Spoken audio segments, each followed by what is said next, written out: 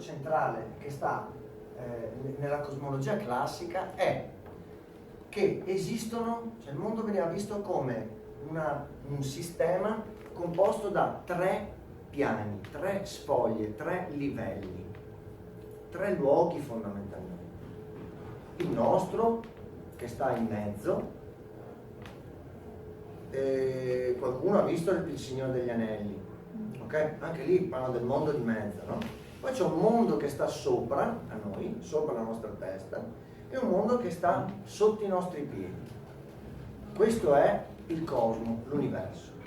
L'uomo ha sviluppato o ha riconosciuto nelle forme della natura diversi elementi che richiamavano questa ripartizione, questa tripartizione dell'universo, della realtà. Uno di questi simboli è sicuramente la montagna sacra, la montagna cosmica. Perché? Perché è una protuberanza, no?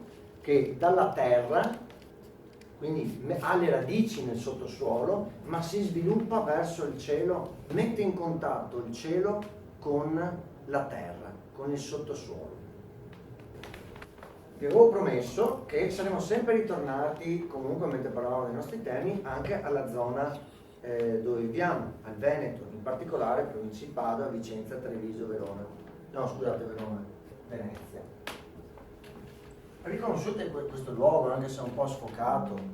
Chi è che viene dalla zona dei Colli Euganei? Alzi la mano per piacere. Più alta. Poi?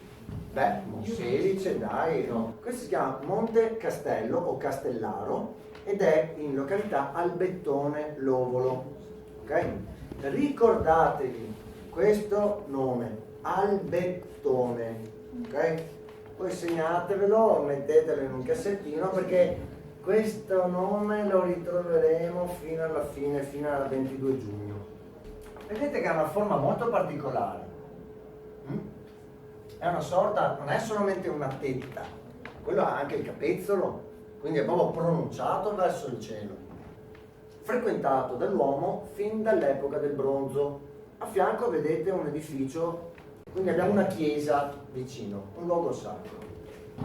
Perché è particolare questo luogo? Perché questo qui probabilmente per gli antichi Euganei, Eneti, Vendi, Vandi, Celti, probabilmente avevano riconosciuto questa montagnola come una di quelle montagne cosmiche di cui parlavo prima. È un'atmosfera magica. Dove siamo qua? Siamo ad Albettone, ok? E stiamo guardando verso, questa è la Valle dell'Oca. Questa qua si chiama Valle dell'Oca. Riconoscete qualche colle? Ovviamente qua stiamo guardando i Colli Euganei da occidente verso oriente, cioè da ovest verso est. E se ci mettiamo, se stiamo in Agguasli, no? Su quel castellaro abitato fin dall'epoca del bronzo, quindi uomini e donne dell'antichità, noi in un giorno solo dell'anno, che guarda caso è il Pinozio, solstizio, Pasqua,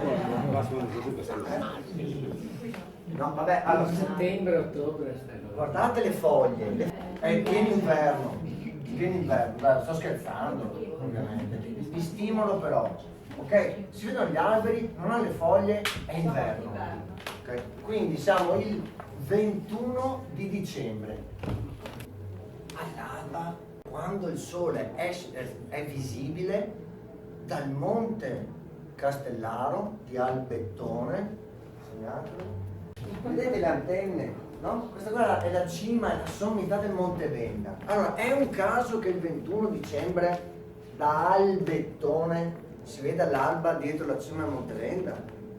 Può essere. È molto bello comunque come effetto, anche se è un caso, però è molto bello.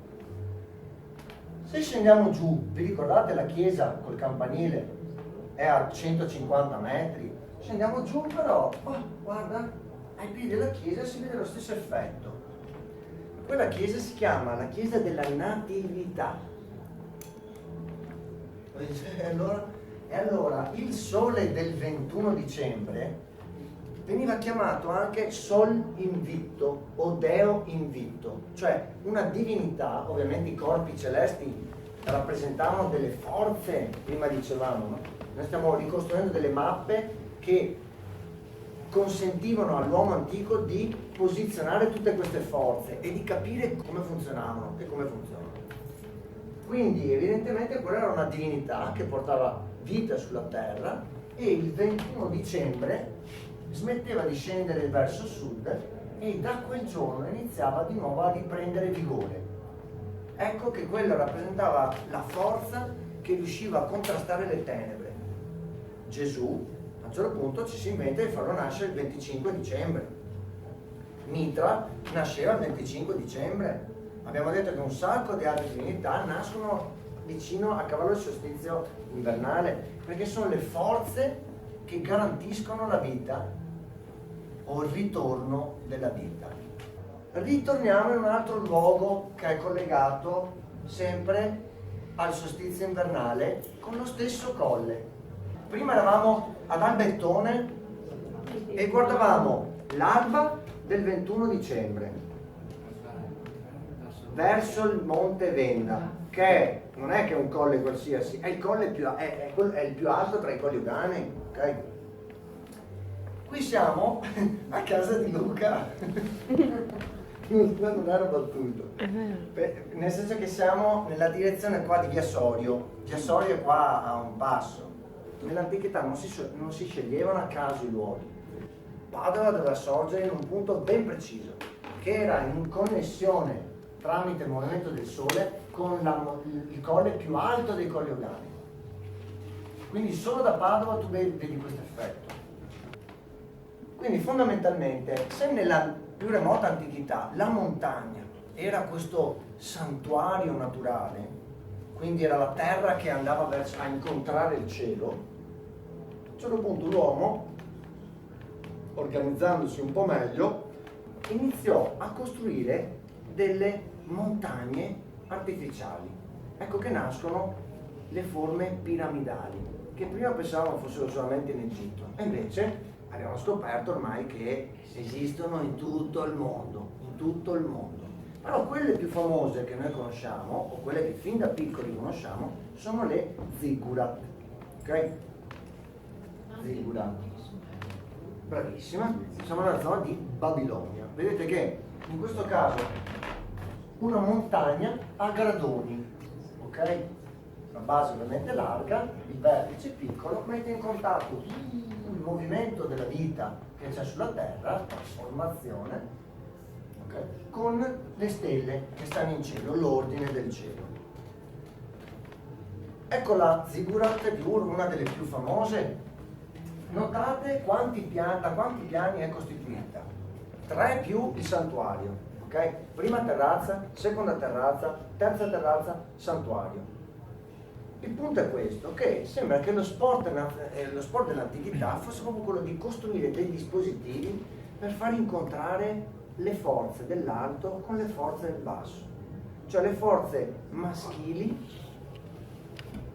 che stanno in alto e le forze femminili che stanno in basso. Ricordate prima sul Monte Sulmano, l'omino con l'uccellino sopra e la donna con i serpenti, ok? Quindi un elemento maschile e un elemento femminile.